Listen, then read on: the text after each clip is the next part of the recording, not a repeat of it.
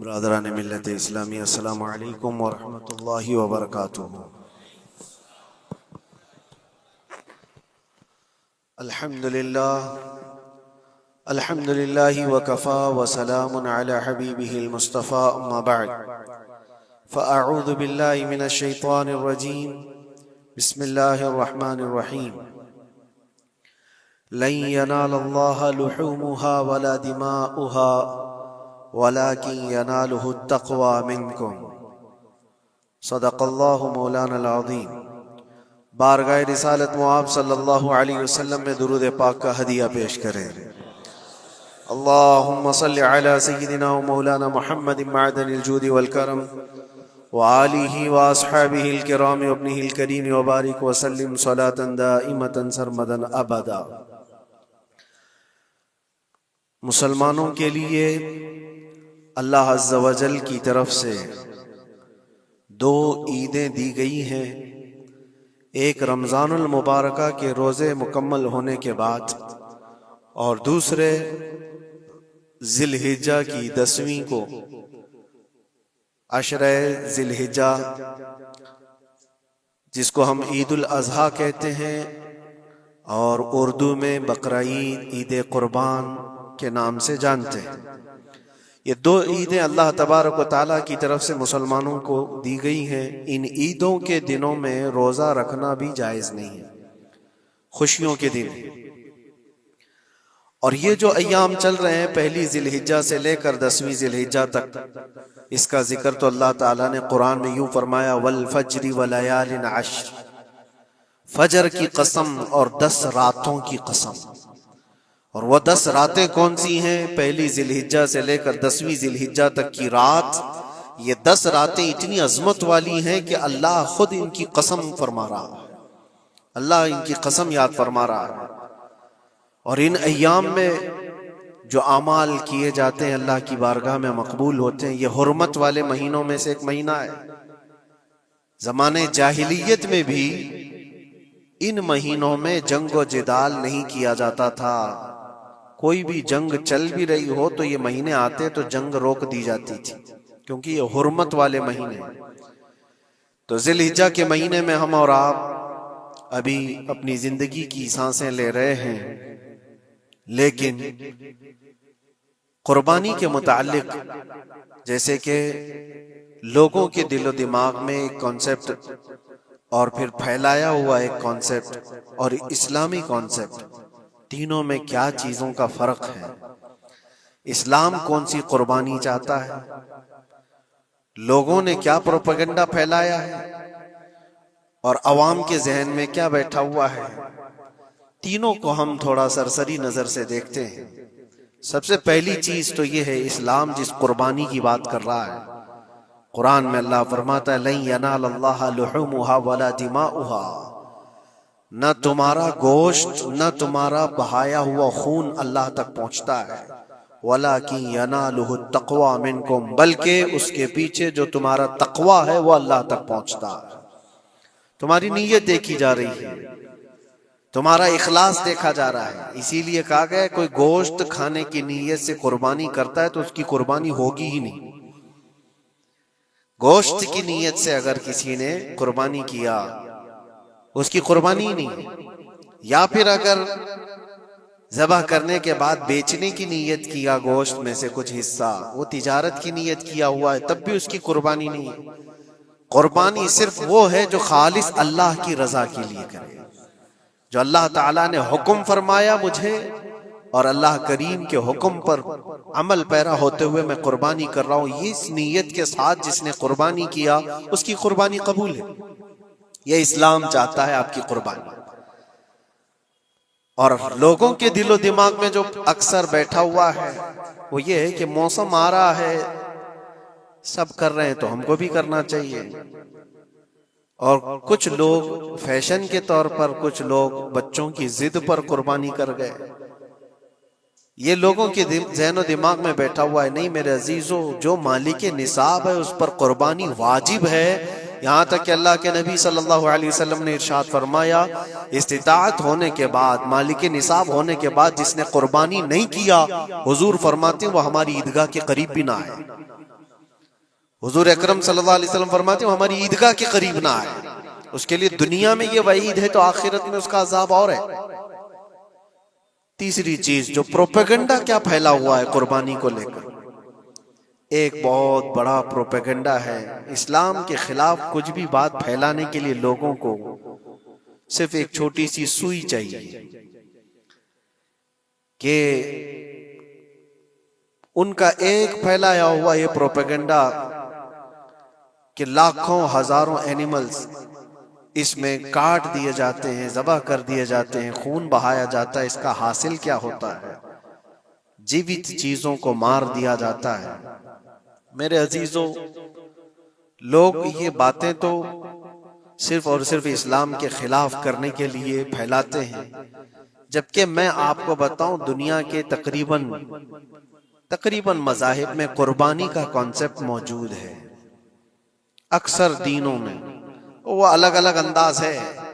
کہیں بلی چڑھانا ہو گیا ہے، کہیں دیوتا کو کچھ پیش کرنا ہو گیا ہے.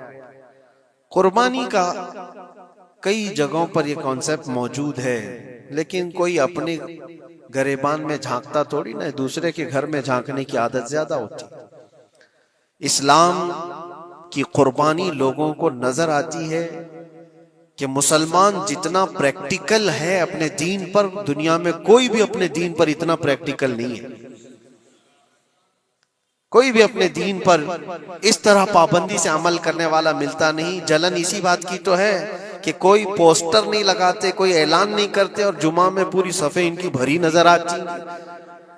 کون تمہیں پرچار کر کے جمعہ میں بلاتا ہے؟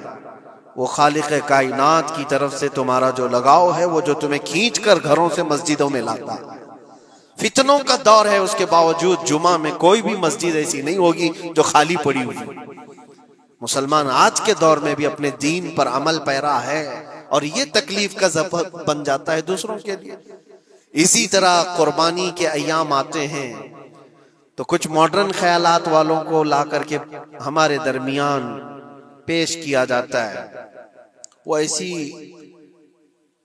میٹھی میٹھی باتوں کے ذریعے سے تمہیں لبھانے کی کوشش کریں. اتنے پیسے خرچہ کرنے کے 40,000 کا 50,000 کا بکرا لینے سے بہتر ہے کسی غریب کو مدد کر دیا جائے، کسی کا گھر بنا دیا جائے، کسی کا راشن پہنچا دیا جائے. میاں وہ سال بھر ہم کرتے ہیں الحمدللہ. قربانی کے دنوں میں ہی کیوں؟ اللہ کے نبی صلی اللہ تعالی علیہ وسلم کی حدیث سن. حضور پاک صلی اللہ تعالی علیہ وسلم فرماتے ہیں قربانی کے دن، یعنی ذی الحجہ کی 10، 11 اور 12، یہ 3 دنوں کے اندر حضور فرماتے ہیں کوئی عمل دنیا میں قربانی سے زیادہ اہمیت اللہ کے نزدیک نہیں رکھتا. کوئی عمل اللہ کو اس سے زیادہ پیارا نہیں ہے قربانی. اور ایک بات میں آپ کو بتاؤں، لوگ ہمیں ظالم کی شکل میں پیش کرتے ہیں کہ کاٹ دیتے ہیں، ذبح کر دیتے ہیں. ہم اپنی مرضی سے اگر کاٹیں، اپنی خواہش کے لیے کاٹیں تو حرام ہے، اور جس نے خود جان ڈالا ہے اس کے حکم پر کاٹیں تو یہ حرام نہیں ہے، یہ اس کے حکم کی فرمان برداری ہے. ایک بات یاد رکھو، جانور تو یہ بکرا ہو، بھینس ہو، اونٹ ہو، جن کی قربانیاں ہوتی ہیں یہ الگ. جو مچھلی کھاتے ہیں اس میں بھی اگر کوئی انٹرٹینمنٹ کے لیے شکار کرتا ہے کہ اپنی تفریح قلب کے لیے، تو اس مچھلی کا شکار کرنا بھی حرام ہے. ہاں، کھانے کی نیت ہے، تجارت کی نیت ہے، تو مقصد کے تحت اگر مچھلی پکڑ رہا ہے تو اس کے لیے جائز ہے. اسلام یوں ہی کسی چیز کی جان لینا اور خون بہانے کا حکم نہیں دیتا. اللہ تبارک و تعالیٰ کا حکم ہے، اور اس نے کائنات کو جس انداز سے بنایا ہے، ان جانوروں کو اللہ تعالیٰ نے ہمارے کھانے کے لیے بنایا ہے، جس کی وجہ سے یہ قربان کیے جاتے ہیں. اور اگر میں کہتا ہوں سارے جانوروں کی قربانی بند کر کے دیکھ لو، پھر جانور ہی رہیں گے، تمہارا رہنا مشکل ہو جائے گا. اسلام کی یہ قربانیاں تو سال میں ایک مرتبہ ہوتی ہے نا، جو ایک دن کی جاتی ہیں، 10ویں ذی الحجہ سے 12ویں کو. اگر نوجوانوں میں ایک دعوت دیتا ہوں، جاؤ، آج تو AI کا زمانہ ہے، کچھ بھی پوچھو تو لا کر کے تمہارے سامنے رکھ دے گا سارا ڈیٹا. ذرا یہ بھی ڈیٹا نکال کر کے دیکھ لو کہ سال بھر میں KFC میں کتنی چکن ذبح ہوتے ہیں. پوری دنیا بھر میں پر ڈے. میکڈونلڈ صرف چکن ہی نہیں بیچتا، گائے کا گوشت بھی بیچتا ہے پوری دنیا بھر میں، جس کو یہاں پر بھی بہت سینے سے لگا کر کے رکھے گئے ہیں.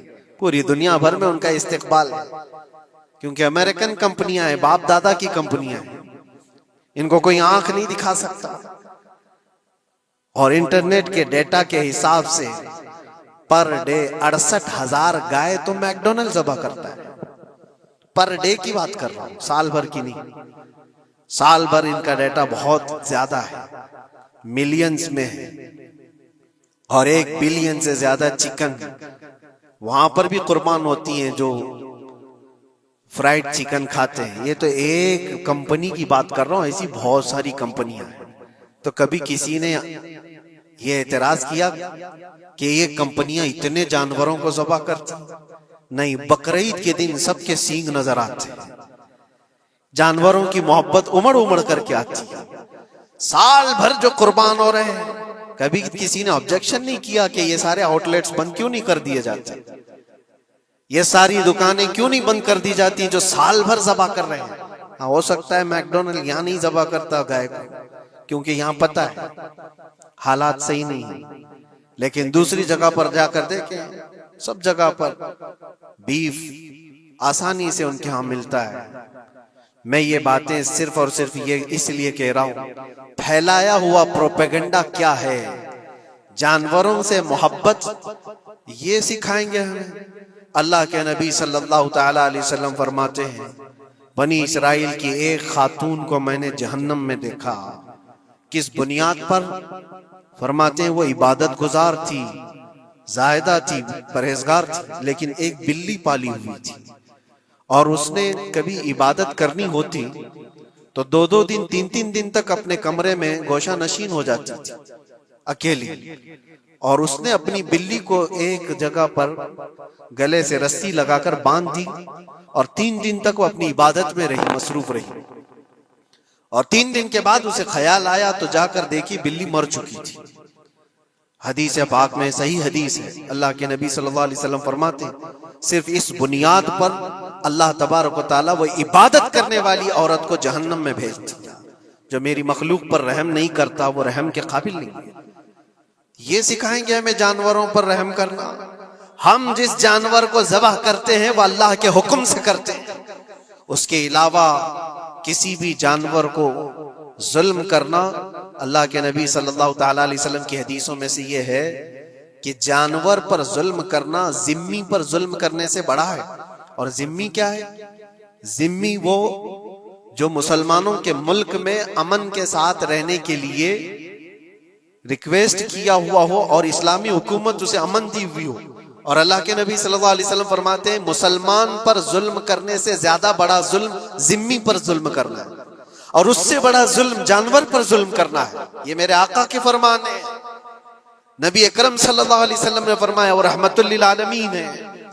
اور ایک بڑی بات میں آپ کو بتاؤں، جو یہ پھیلایا جاتا ہے کہ جانوروں پر ظلم، سیدنا امام غزالی رحمت اللہ تعالی علیہ کی ایک بات میں پڑھ رہا تھا، حجت الاسلام، جن کی کتابیں پڑھ کر کے لوگ اللہ کے ولی بن گئے. امام غزالی کا نام سنا ہے؟ اتنی کتابیں انہوں نے لکھا، تصوف کے امام ہیں، علم کلام کے امام ہیں، منطق کے امام ہیں، فقہ و تصوف کے امام ہیں، بے شمار علوم و فنون کے دریا بہائے ہیں. اس حجت الاسلام امام غزالی رحمت اللہ علیہ کے انتقال کے بعد ان کے بھائی نے ان کو خواب میں دیکھا اور پوچھا آپ کے ساتھ اللہ نے کیا معاملہ فرمایا؟ امام غزالی فرماتے اللہ نے مجھے بخش دیا، میری لکھی ہوئی کتابیں، میری عبادتیں، ہزاروں کو جو میں نے پڑھایا وہ شاگرد، یہ ساری چیزوں کی وجہ سے نہیں، بس ایک کام کی وجہ سے. پوچھا وہ کون سا کام؟ کہا ایک بار میں کتاب لکھ رہا تھا اور سیاہی میں قلم ڈبو کر کے لکھا جاتا تھا، اور سیاہی جو بنتی تھی وہ پھلوں کے رس سے نکال کر کے، اور لکڑی کا قلم اس میں ڈبو کر کے لکھا جاتا تھا.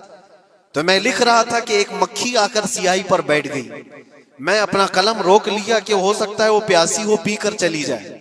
کافی دیر تک وہ مکھی اس سیاہی پر بیٹھی رہی، اور پی کر کے جب وہ اڑ گئی تو پھر میں اپنا قلم چلاتا رہا. یہ بات تو زندگی میں آئی اور گئی. میں نے تو اس کو چھوٹا سمجھا تھا، لیکن میری موت کے بعد رب تبارک و تعالیٰ نے مجھے اٹھا کر فرمایا جس نے میری چھوٹی مخلوق پر رحم کیا بس اس نیکی کی بنیاد پر میں تجھے جنت عطا کرتا ہوں۔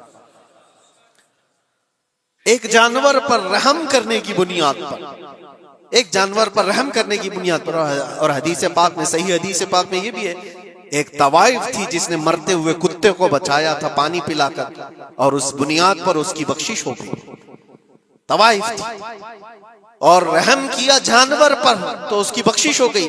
میں اسلام کی وہ چیزیں تمہیں بتا رہا ہوں جو دنیا تمہارے سامنے یہ چیزیں لانے سے عاجز ہے اور قاصر ہے، یہاں تک کہ اللہ کے نبی صلی اللہ تعالیٰ علیہ وسلم نے فرمایا جانور پر اگر تم نے ظلم کیا ہے تو جس طرح سے ظلم کرو گے قیامت کے دن یہ اپنے سینگوں کے ساتھ، اپنے کھروں کے ساتھ اٹھے گا اور اسی طرح سے اس کا بدلہ بھی دلایا جائے گا۔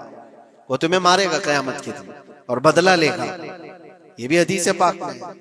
جانور پر ہمیں اس کے چہرے پر مارنے کا حکم نہیں ہے، اس کو اس کی طاقت سے زیادہ بوجھ ڈالنے کا حکم نہیں ہے۔ اللہ کے نبی صلی اللہ تعالیٰ علیہ وسلم کے پاس ایک صحابی آئے، اونٹ پالتے تھے، کہا ایک اونٹ بہت سرکش ہو گیا ہے، اور جب اونٹ سرکش ہو جاتا ہے نا کسی کی کھوپڑی کھینچ لیتا ہے، ہاں وہ اسی وقت سر کو پکڑ لیا تو آدمی وہیں ختم ہو جائے۔ وہ کسی کے قابو میں نہیں آ رہا تھا، حضور کے پاس آئے، رسول پاک صلی اللہ علیہ وسلم نے فرمایا چلو میں چلتا ہوں دیکھتا ہوں۔ صحابہ کہتے ہیں حضور جب چلنے لگے تو ہمیں خوف ہوا، ڈر ہوا کہ یہ اونٹ بدک گیا ہے، سرکش ہے، کہیں کچھ نقصان نہ پہنچا ہے، اور تنہا میرے مصطفیٰ صلی اللہ علیہ وسلم آگے بڑھتے چلے گئے۔ صحابہ کہتے ہیں ہمیں ڈر لگ رہا تھا، لیکن میرے عزیزوں وہ رحمت للعالمین ہے، سب کی رحمت بن کر آئے۔ نبی پاک صلی اللہ تعالیٰ علیہ وسلم جب قریب گئے تو اونٹ کوئی سرکشی نہیں کیا، کچھ نہیں۔ حضور پاک صلی اللہ تعالیٰ علیہ وسلم کے چہرے کے پاس اپنا منہ کرتا ہے اور اپنی زبان کو چپڑ چپڑ چپڑ کرتے ہوئے اپنی زبان ہلا رہا ہے، اور حضور پاک صلی اللہ تعالیٰ علیہ وسلم ایسے سنتے جا رہے ہیں جیسے کسی دانشور کی بات سن رہے ہیں۔ پھر نبی پاک صلی اللہ علیہ وسلم اونٹ کے مالک کی طرف متوجہ ہوئے اور کہا یہ اونٹ تیری شکایت کر رہا ہے، یہ اونٹ تیری شکایت کر رہا ہے، یہ سرکش اس لیے ہوا کہ تو اس کی طاقت سے زیادہ بوجھ اس پر ڈالتا ہے اور کھانا اس کو کم دیا کرتا ہے۔ کیا یہ بات صحیح ہے؟ وہ جو بدو تھے، جو اونٹ کے مالک تھے، انہوں نے چہرہ جھکا لیا اور کہا وعدہ کرتا ہوں حضور پاک صلی اللہ علیہ وسلم سے کہ اس سے زیادہ، اس کی طاقت سے زیادہ بوجھ نہیں ڈالوں گا، اور اس کا چارہ، اس کے کھانے کا انتظام روزانہ کیا کروں گا۔ نبی پاک صلی اللہ علیہ وسلم نے اس اونٹ کی رسی پکڑی اور مالک کو دے دیا، پھر وہ اونٹ اسی طرح تابعدار ہو کر نکل پڑا۔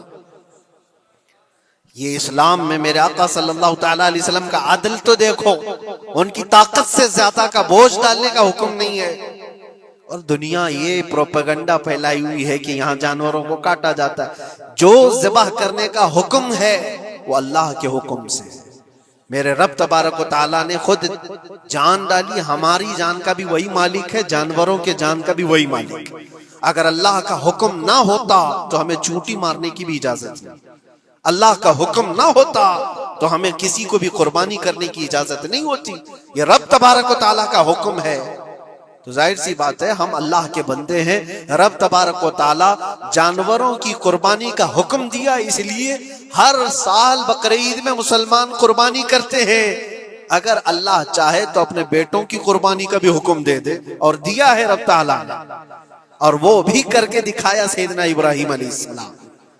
اللہ تبارک و تعالیٰ اگر حکم دے تو کیا تم ایسے مسلمان نہیں ہو؟ مسلمان کا مطلب ہوتا ہے سر جھکانے والا اللہ کے حکم کے آگے، یہ نہیں پوچھے گا کہ کیوں ہے اور کیسے ہے۔ مسلم کہتے ہیں اپنا سر جھکا دیا اللہ کی بارگاہ میں، اس کے حکم کے آگے۔ اللہ تبارک و تعالی ہماری جانوں کا مالک ہے، اگر وہ چاہتا تو ہماری قربانی کا حکم دیتا، ہمارے اولاد کا، لیکن رب تبارک و تعالی نے یہ سنت ابراہیمی پر پوری دنیا کو ثواب دینے کے لیے جانوروں کی قربانی کا حکم عطا فرمایا۔ میرے آقا صلی اللہ تعالی علیہ وسلم کے پاس ایک صحابی حضرت زید بن ارقم آئے اور پوچھا یہ قربانی کیا ہے میرے آقا؟ حضور اکرم صلی اللہ علیہ وسلم نے فرمایا جس جانور کی کی قربانی کرو گے اس کے ہر بال کے بدلے تمہیں اللہ ایک نیکی عطا فرمائے گا۔ جتنے اس کے جسم میں بال ہوں گے ہر بال کے بدلے اللہ تمہیں ایک نیکی عطا فرمائے گا۔ اور حضور اکرم صلی اللہ تعالی علیہ وسلم نے یہ بھی ارشاد فرمایا کہ تم جانور کا انتخاب اچھا کرو، اس لیے کہ کل بروز قیامت پل صراط پر یہ تمہاری سواری بن کر آئے گا، جس پر بیٹھ کر تم جنت میں جا رہے ہو۔ اور لوگ یہ بھی پوچھتے ہیں ہم نے ایک بار قربانی کی ہے تو وہاں سواری کون سی والی آئے گی؟ یہ بھی ملتا ہے روایت میں، تم نے اپنی زندگی میں جو سب سے پہلے قربانی کی ہے اس پر سوار ہوگے، لیکن ہر سال کی قربانی والے جانور بھی سواری بن کر تمہارے ارد گرد آئیں گے، وہ سب ہوں گے، تم انتخاب کرو جس پر سوار ہونا چاہو۔ اسی لیے قربانی میں عیب والے جانور کی قربانی جائز نہیں، لنگڑا ہو، لولا ہو، کان کٹا ہوا ہو۔ کیوں جائز نہیں ہے؟ دنیا تو یہ سمجھتی ہے کٹنے والا جانور وہ ہونا چاہیے جو ریجیکٹڈ ہو، جس کو کاٹا جا رہا ہے وہ دنیا میں کام کے لائق نہ ہو، اس کو کاٹنا چاہیے۔ دنیا کا یہ کانسیپٹ ہے، دنیا کا تصور یہ ہے، لیکن نہیں، اگر کوئی اپنے استعمال کے لیے کاٹ رہا ہوتا تو میں کہتا ہاں ریجیکٹڈ مال کاٹ لو، لیکن ذبح جو ہم کرتے ہیں قربانی میں وہ اپنے لیے نہیں، وہ رب ذوالجلال کے لیے ہے۔ اسی لیے بندہ یہ دیکھے میں اپنے رب کی حضور کیا پیش کر رہا ہوں۔ تم اگر کوئی ہدیہ تحفہ خریدنے جاتے ہو اپنے کسی عزت دار شخص کے لیے تو انتخاب سوچ سمجھ کر کے کرتے ہو کہ جس کو میں دینے جا رہا ہوں یہ کتنا ویلیو والا ہونا چاہیے، کتنا عزت والا ہونا چاہیے، اور جو رب تعالیٰ کی بارگاہ میں پیش کر رہے ہو اس کا بھی آپ خیال رکھو۔ اس لیے لوگ کام چلانے کی باتیں تو بہت کرتے ہیں، قربانی کے متعلق کچھ باتیں ہیں جو مجھے آج عرض کرنی تھی، اس لیے میں نے آج اس موضوع پر آپ سے خطاب کیا۔ بہت سارے لوگ طرح طرح کے افواہیں بھی پھیلاتے ہیں، یہ تو ان غیر مسلموں کے اعتراضات کا میں نے جواب دیا۔ دنیا بھر میں ہمارے اوپر الزام کہ یہ لاکھوں جانوروں کو ایسی ذبح کر دیتے، کاٹ دیتے ہیں، لیکن میرے عزیزو یہی وہ دنیا ہے جو ایک طرف تو جانوروں کی حمایت اور محبت کی بات کرتی ہے اور دوسری طرف ان کے بڑے بڑے ملٹی نیشنل کمپنیاں جانوروں کو بے دریغ ذبح کرتے ہیں، قتل کر رہے ہیں، کھانے میں بھی استعمال کر رہے ہیں، اور صرف اتنا ہی نہیں، سارے جانوروں کی کھالیں، لیدر کی بیگ، لیدر کے جوتے، لیدر کے بیلٹ، لیدر کی ٹوپیاں، لیدر کے جاکٹ سب بنا کر کے دنیا پہن رہی ہے اور قیمتی چیزوں میں اس کو شمار کیا جاتا ہے۔ ان سے کوئی سوال نہیں کرتا کہ یہ سب چیزیں کہاں سے تم لائے، یہ سب چیزیں تم کہاں سے لائے؟ کیا بغیر کسی جانور کے ذبح کیے ہوئے اس کی کھال کا استعمال کرتے ہو؟ لیدر کا استعمال تو ساری دنیا بڑے فخر سے کر رہی ہے، حتیٰ کہ گھروں کے استعمال کرنے والے صوفے اور کرسیوں پر تک استعمال ہے، اپنی بیٹھنے والی گاڑیوں میں کار کی سیٹ پر تک استعمال ہے، تمہارے پہننے والے جوتے، تمہارے پہننے والے بیلٹ، تمہارے پہننے والے جاکٹ، سب جگہ تمہارا استعمال ہے۔ اور صرف میں یہ نہیں کہہ رہا کہ دنیا میں صرف مسلمان استعمال کرتے ہیں، ساری دنیا لیدر کا استعمال کرتی ہے۔ یہ لیدر کہاں سے آتا ہے؟ تو یہ دغلا پن، یہ جو ڈبل رول ہے، ڈبل سٹینڈ، ایک طرف حمایت کی بات کرنا اور دوسری طرف بے دریغ ذبح بھی کرنا، یہ سب چیزیں دنیا کو بیوقوف بنانا اور اسلام کے خلاف ایک پروپیگنڈا پھیلانا۔ لیکن اے مسلمانوں، ذہن و دماغ میں کسی ایسے ماڈرن کلچر کے ایسا کوئی فریفتہ ہو، اس کی باتوں میں آ کر تم یہ سوچو کہ نہیں اتنے پیسے میں قربانی کے بجائے صدقہ کر دوں، کسی غریب کو دے دوں، ناجائز ہے۔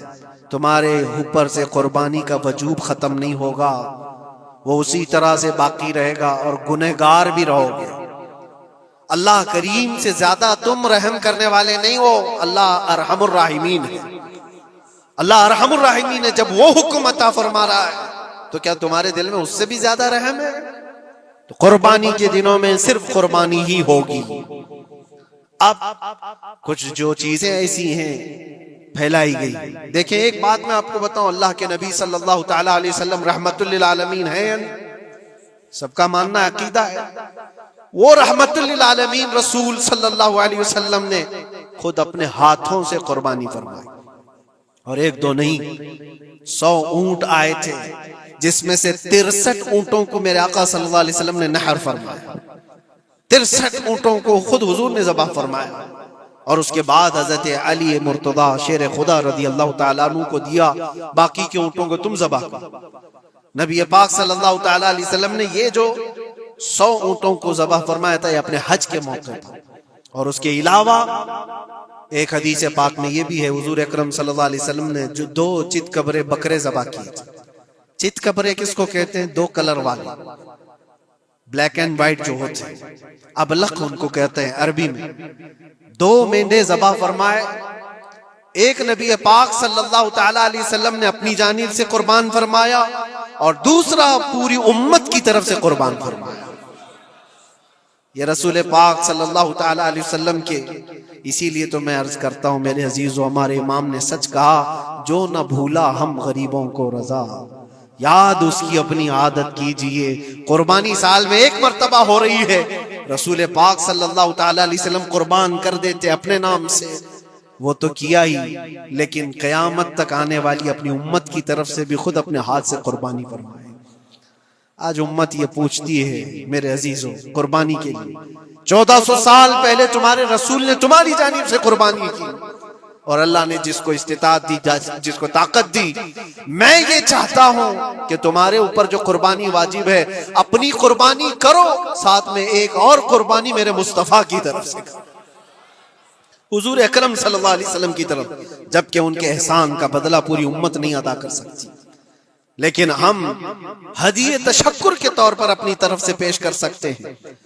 اور کچھ لوگوں نے یہ سمجھ رکھا ہے، ایک بکرا لے کر کے آتے ہیں پورے گھر والوں کی طرف سے قربانی، ایک بکرا پورے گھر والوں کی طرف سے قربانی۔ میرے عزیزو، بکرا ایک آدمی کی طرف سے ہی قربان ہوگا جو مالک نصاب ہے۔ گھر میں اگر 4 لوگ مالک نصاب ہیں تو چاروں پر قربانی ہے، شوہر پر بھی، بیوی پر بھی، بیٹے پر بھی، جو مالک نصاب ہے۔ مالک نصاب کا مطلب کیا ہے آپ جانتے ہیں؟ جس کے پاس 52.5 تولہ چاندی یا 7.5 تولہ سونا یا اس کے برابر کی قیمت ہو، دونوں میں سے کسی ایک کے برابر کی قیمت ہو۔ اس زمانے میں آپ کیلکولیٹ کر لو 52.5 تولہ چاندی کی قیمت کیا ہو سکتی ہے۔ اتنی اگر تمہارے پاس رقم ہے، اتنی مالیت ہے تمہارے پاس، تو تم مالک نصاب ہو اور تمہارے اوپر قربانی واجب ہے۔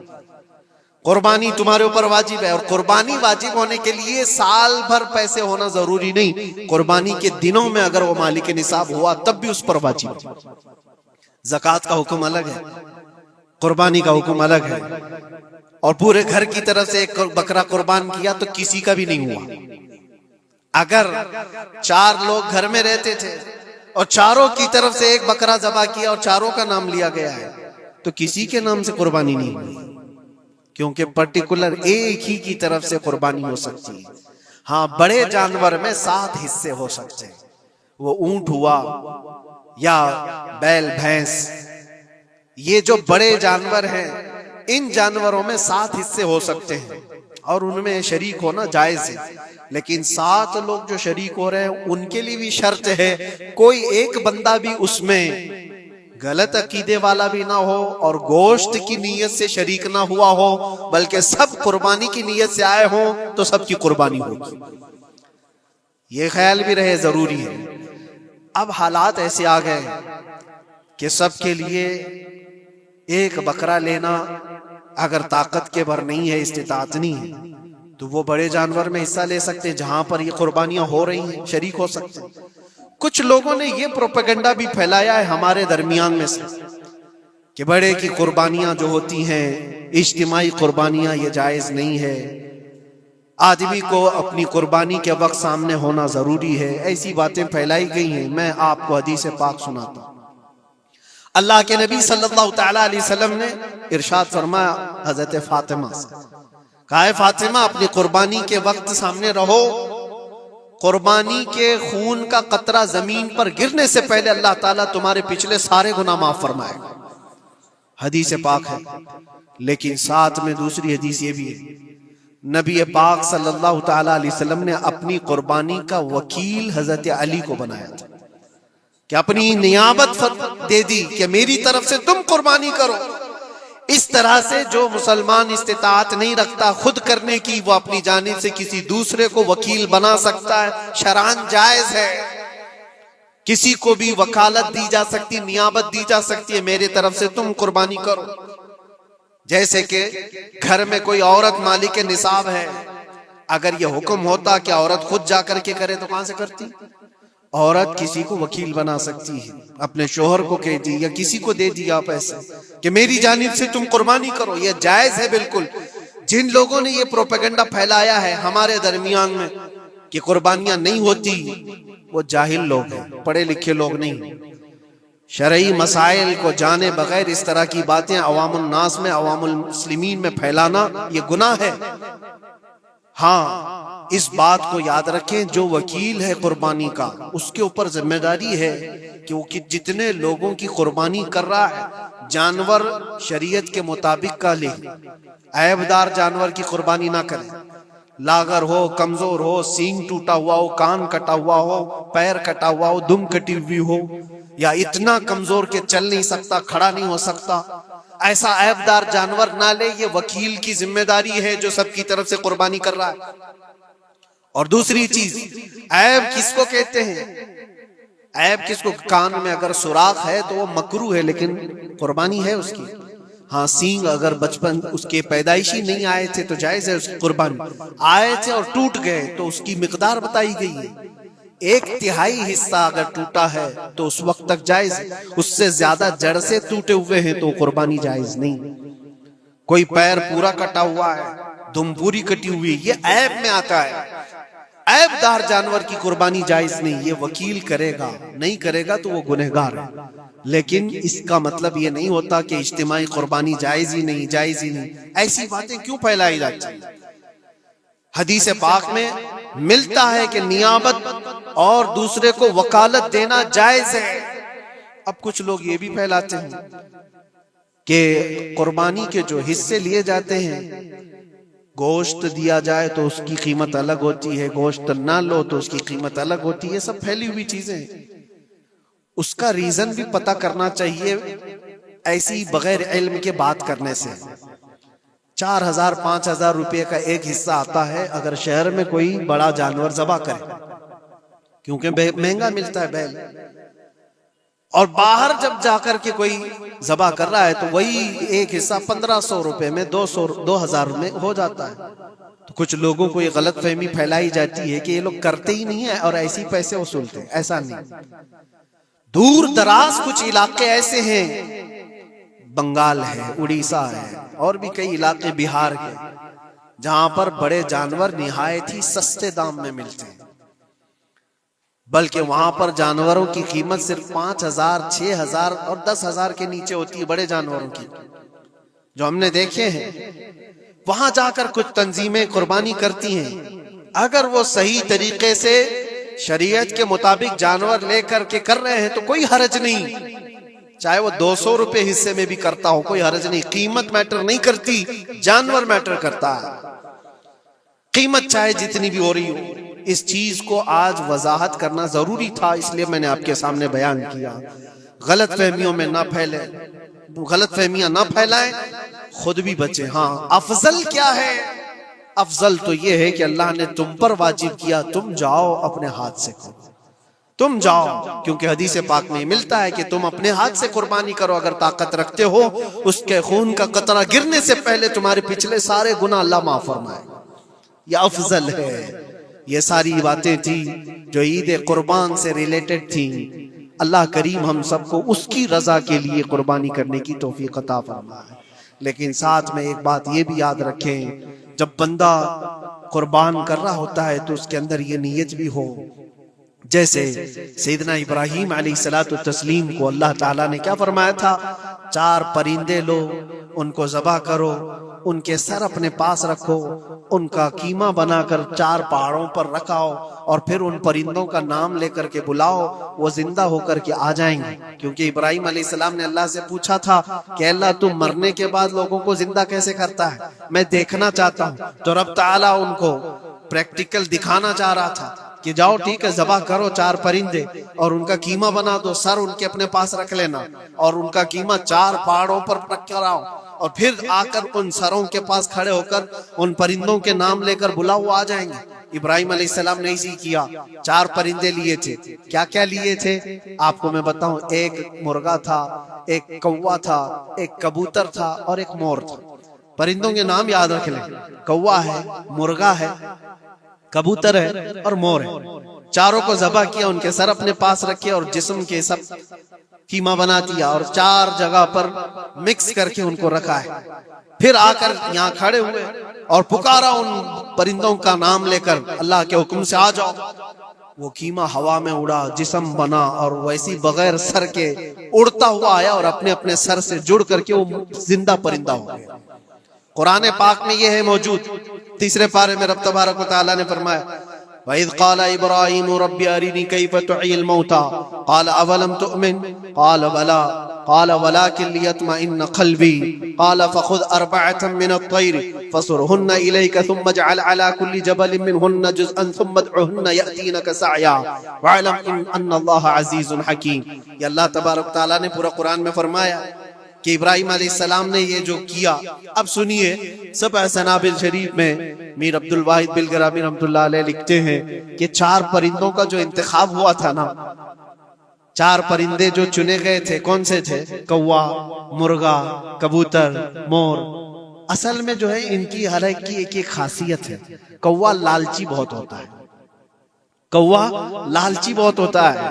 مرغا اس کے اندر شہوت بہت زیادہ ہے، عورت کی خواہش، مرغے کے اندر خواہش شہوت زیادہ ہوتی ہے، اور کبوتر کے اندر دوستی کرنے کی عادت زیادہ ہوتی ہے، جلدی دوستی کرتا ہے، اور مور کے اندر دکھاوے کی عادت زیادہ ہوتی ہے، اپنی خوبصورتی کا اظہار بار بار کرتا ہے۔ تو یہ 4 چیزیں ان کے اندر ہیں، یہ 4 پرندوں کے اندر۔ صوفیہ اکرام فرماتے ہیں در حقیقت آپ کو حکم تھا ان جانوروں کو ذبح کا نہیں تھا، کوے کی لالچ کو ذبح کرو، مرغے کی شہوت کو ذبح کرو، اور بنا وجہ کے کبوتر کی جو دوستی ہے ہر ایرے غیرے سے، اس دوستی کے کو قطع کرو، اور مور کے دکھاوے کی عادت کو ذبح کرو۔ یہ 4 بری عادتوں کو ذبح کرو تو اللہ کی قدرت کے مشاہدے دیکھنے ملیں گے۔ در حقیقت وہاں پر صوفیہ اکرام فرماتے ہیں، اور یہی بات ہے کہ شیطان کو جب کنکریاں مارنے کے لیے حجاج جاتے ہیں، وہ تو ایک پلر ہے جس کو کنکریاں مارتے ہیں، وہاں ایک پلر ہے، اس پلر کو کنکریاں مار کر کے آتے ہیں۔ لیکن میرے عزیزو، تصور یہ ہونی چاہیے زندگی بھر جو شیطان مجھے بہکاتا ہے میں اس کو کنکریاں مار رہا ہوں۔ اگر تمہاری نیت صالح ہوئی اور کنکری لگ گئی تو یقیناً زندگی بھر شیطان کی شرارتوں سے محفوظ ہو جاؤ۔ تم نے اپنے شیطان کو زخمی کر دیا، اسی لیے جس کا حج قبول ہو جاتا ہے اس کی کنکری وہاں سے اٹھا لی جاتی، ورنہ تو 40 لاکھ لوگ 70 کنکریاں مار کر کے آئیں تو پہاڑ بن جانا چاہیے، لیکن کوئی پہاڑ نہیں ہوتا وہاں کنکریوں کا، جا کر دیکھیں، نہ ہی اس کو اٹھایا جا رہا ہے۔ لیکن حدیث پاک میں جس حاجی کا حج قبول ہوتا ہے اس کی کنکریاں اٹھا لی جاتی ہیں، وہ شیطان کو لگ چکی ہے۔ تو نیت کا دار و مدار ہے، اسی لیے سب سے پہلے میں نے آیت یہی پڑھی، رب تعالیٰ فرماتا لن ینال اللہ لحومها ولا دماؤها ولکن ینالہ التقوی منکم، ہرگز تمہارا گوشت، تمہارا بہایا خون اللہ تک نہیں پہنچتا، بلکہ اس کے پیچھے جو تمہاری خالص نیت ہے، جو تقوی ہے، وہ اللہ تک پہنچتا ہے۔ قربانیوں میں یہ نیت کرو کہ رب تبارک و تعالی میں اپنی ساری خواہشات کو ذبح کر رہا ہوں، مولا مجھے بری خواہشات سے زندگی بھر محفوظ فرما دے۔ وآخر دعوانا ان الحمدللہ رب العالمین۔ السلام علیکم۔ قربانی کے وجوب کے ساتھ، یعنی جس کے اوپر قربانی واجب ہے وہ بھی اور جس کے اوپر نہیں واجب ہے وہ بھی، ذی الحجہ کا چاند نظر آتے ہی وہ اپنے بال، ناخن وغیرہ نہ تراشے۔ اس کی وجہ یہ ہے کہ حجاج کرام کی مشابہت ہے کہ جو حاجی حج کے لیے گئے ہوئے ہوں یا احرام کی حالت میں ہوتے ہیں وہ اپنے بال، ناخن وغیرہ سب نہیں تراشتے، نہ کاٹتے ہیں، تو ان کی مشابہت میں یہ حکم ہے، اور یہ کوئی واجب نہیں ہے، مستحب ہے۔ کرے گا تو ثواب ہے، نہیں کرے گا تو اس پر کوئی اس کی پکڑ نہیں ہے۔ ان 10 دنوں کے اندر اگر کوئی ایسا ہو گیا ہے کہ اس کے ناخن زیادہ بڑے ہو چکے ہیں یا بال زیادہ ہو چکے ہیں اور کاٹنا ضروری ہو گیا ہے، اور ویسے بھی 40 دن سے زیادہ زیر ناف کے اور بغل کے بال رکھنے میں گناہ ہے۔